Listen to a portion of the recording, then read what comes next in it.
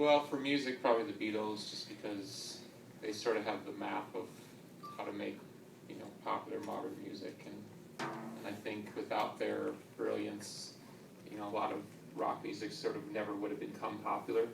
They sort of showed you how you could take great melody, and it's not to say it wouldn't have happened, but I think they kind of showed, Yeah, as far as, writing, it was probably William Burroughs and Jack Kerouac, and some of the mystic poets, probably the biggest influence, Nietzsche.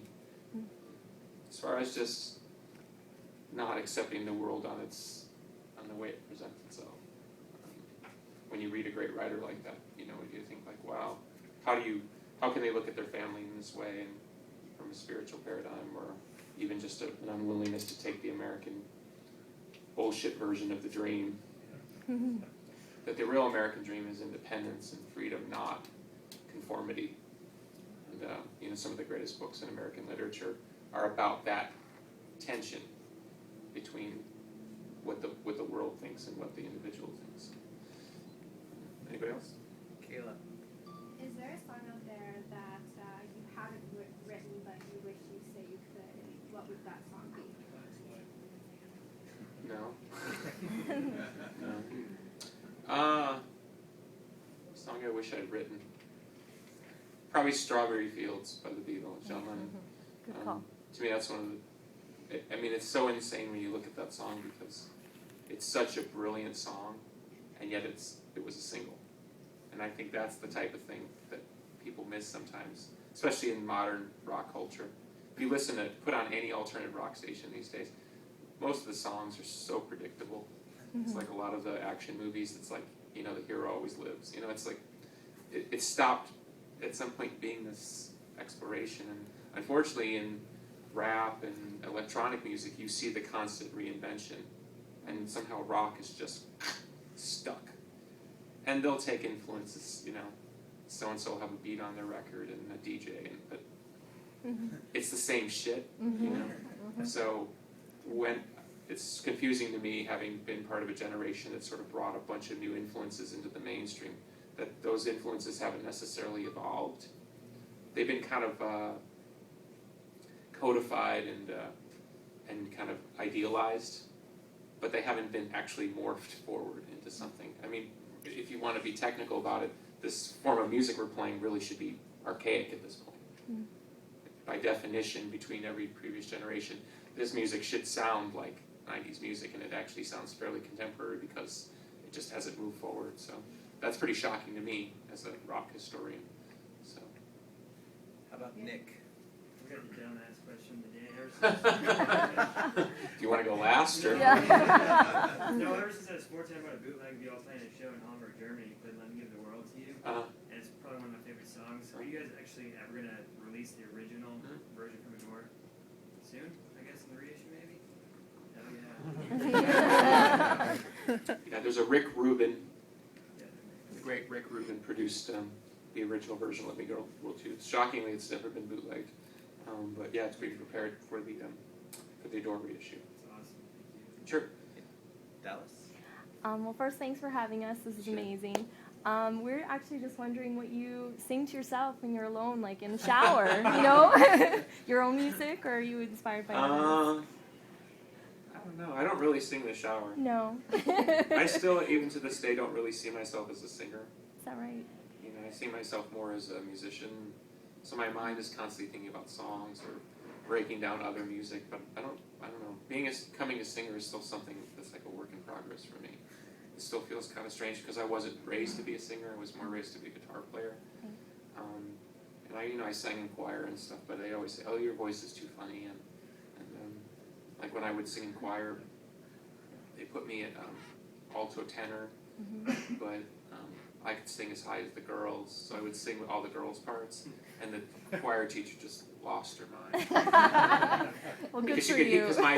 Because and I say this with humility, my nieces, who are like 10 and 6, they have that same quality of voice that my mother had. It's a very cutting, it's good for rock music. But like if I'll be in the car with my nieces, their voices are so loud because it's just in the Corgan voice.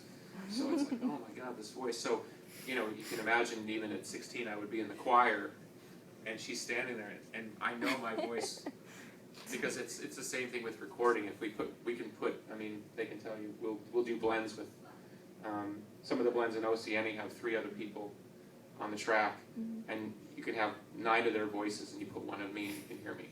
Yeah. So it's a weird frequency thing. Okay, one more? How about Joe? Yes, bands like Smashing Pumpkins, Rush, even Pantera have taught me the value of music and a good artist and a good album. Few people my age tend to share this sentiment, and I was wondering if you think that that is the cause of the dire state of the music industry, or that there is some sort of a quality of the music industry that lends itself towards listener apathy. Well, that's a really complicated question that a lot of people have yet to figure out. It's sort of like, you know, chicken or the egg. Has the greed of the music business set up a energetic paradigm where artists have become calculated against a calculating force? In essence, look at something like American Idol. If you've watched American Idol for 10 years and you're gonna go try out for American Idol, you've already kind of figured out who you need to be to try to get on that show. So you have a calculation versus a calculation. It's hard in any endeavor, particularly creative, to have a pure state. You know, like, you know, boy found in the woods, but he's got this amazing voice. How would he sing? You know, part of the intellectual construct is how we arrive at ideas. So what you have is a quickly evolving set of things that you could argue has devolved. So, for example, you have creative breakthroughs like a band like Pantera or Nirvana or the Beatles, and everybody goes, "Oh, I'll do that." And styles that are easily imitatable are more likely to become popular. So certain bands of my generation were easier to copy, or the voices were easy to copy. You notice no one could copy my voice, pretty much. So you didn't hear that influence in the music, but you heard people copying other people's voices. So the things that are most easily assimilatable, if that's even a word, become part of the structure. So if the audience rewards the lack of ingenuity, well, if you're on the sidelines and you're watching it happen, the path of independence, it's just who am I? I'm an individual. I'm going to have to forge my own path, which Nicole and Jeff and Mike all did long before they met me. It's too hard. It's actually easier just to get in the train and just ride like everybody else.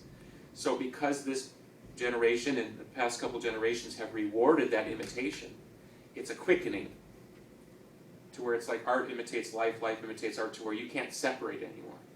And then the journalist can't separate, and the audience doesn't separate. So if you actually stand up and say, I just want to do my music, you don't like it, get the fuck out, right? People are like, whoa, dude, that's so crazy. What are you doing? This is so weird. Like, can't you just get along? So I don't think you can blame any one force, but the greed, the falling out of the music business, and the audience's willingness to go along with being basically manipulated. And I would point to something similarly versed, which is the political campaigns in America. You watch them give a speech or you watch them debate. What is the next hour or 2 hours about? How well they manipulated the audience or the undecided voters. Not how pure was their message, how integral it was. Well, boy, he should have given that a little straighter, because he had it, you know, those people would be more likely to vote for him. So you actually have cultures now that are celebrating inauthenticity. Inauthenticity to the degree of, hey, you're really good at faking that. Now you take somebody like me, right, who's a freak by nature, you know what I mean? I'm just different, right? You take me and you put me in a system like that, what am I supposed to do? Right? Because to be myself is to actually be counter to a system that's rewarding. When I kind of try to like lean it a little bit, like, well, I'll just try to get along, my audience goes, we don't like you like that. If I go too far over here, they're like, oh, that's too weird, dude. Right in the cage, dude. Yeah. So it's weird because I've had the experiences of making avant-garde music that's been completely embraced by the mainstream, and I was like, wow, that's crazy. I was even talking to a journalist today. It's like, when you actually listen to a song like Bullet with Butterfly Wings, it's surprising it became a single. The lyrics are very edgy. The music's very dark. It's not Pro Tool to shit. It's, you know, us playing, and there it is, and became a big hit song. So if I've done that and then I do something else and he goes, oh, it's too weird. It's weird to me because I've had the experience of actually being rewarded for being different than. But in the past 17, 20 years, I've watched culture reward more and more posers. So it's very difficult. At some point, and I don't think it has anything to do with me or us, the audience is going to have to become more sophisticated. And my guess is it's very similar to the way I view the world in a spiritual terms. 80% of the world is asleep. They do not process reality beyond what's on the fucking television. They don't, and they don't want to. They really don't want to. How many times have you sat at a table with somebody and you brought up kind of a more sophisticated argument? Somebody in your family leans back and goes, I don't want to deal with that. That's just like, or what am I going to do? What am I going to do about the people over there killing each other? Not my fucking problem. Pure apathy. I don't think it's pure apathy. It's just like, it's a lack of empowerment. So if you live in your little bubble dream, well, and John Lennon spoke very eloquently about these types of things long before I did. So the other 20% is constantly up against this 80 that goes, I don't fucking care what's on TV tonight. So that's the difficulty, and that will always be the difficulty. So I think it's a great question, but it's a question that in a way can't be answered because everybody has their own opinion. One guy's rebel is my poser. Because if you go too far, they actually can't understand the rebellion because they actually don't understand what the person's rebelling against. The things I've been rebelling against for over 20 years are only now being understood. Which is strange, because I've been rebelling the whole time. So I actually look kind of smart in hindsight, because people could see where I started rebelling way earlier than maybe people thought I needed to. It certainly wasn't good for my musical career, but it was good for my heart. That's why I'm still here and able to make music, and able to make music with great musicians, because we get that. And every time we walk into a situation, we have to encounter, in essence, a lesser version of what we're capable of. And we have to constantly be told that somehow that too much is not enough, which is really weird. It's like a woman who refuses to get plastic surgery and all her friends are like this at 55. You know, if people around her don't appreciate the fact that she's aging gracefully, well, you see, it inverts itself.